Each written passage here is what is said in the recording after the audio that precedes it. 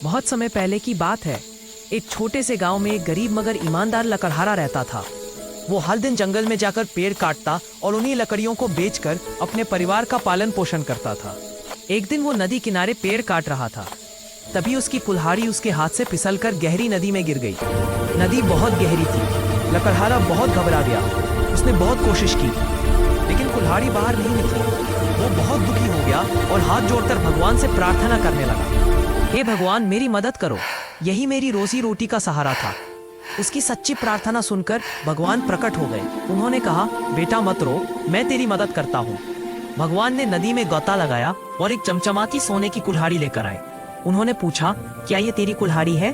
लकड़हारे ने ईमानदारी से कहा, नहीं भगवान, मेरी कुल्हाड़ी तो लोहे की थी। भगवान मुस्कुराए और फिर से नदी में गए।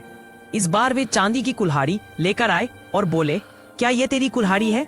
लकड़हारे ने सिर झुकाकर कहा, नहीं भगवान, मेरी कुल्हाड़ी तो साधारण। भगवान तीसरी बार नदी में गए और लोहे की कुल्हाड़ी लेकर आए। लकड़हारे ने खुशी से कहा, हाँ भगवान, यही मेरी कुल्हाड़ी है। भगवान उसकी सच्चाई से बहुत प्रसन्न हुए और बोले, तेरी ईमानदारी ने मुझे बहुत खुश किया है। ये सोने और चांदी की कुल्हाड़ियाँ भी तू रख ले। लकड़हारा बहुत खुश हुआ। उसने भगवान को धन्यवाद दिया और तीनों कुल्हाड़ियाँ लेकर घर लौट गया। अब उसके पास मेहनत, ईमानदारी और भगवान का आशीर्वाद तीनों थे। इस कहानी से हमें यह सीख मिलती है कि ईमानदारी सबसे बड़ी पूंजी है। जो सच्चा और ईमानदार होता है, उसे अंत में भगवान भी पुरस्कार देते हैं।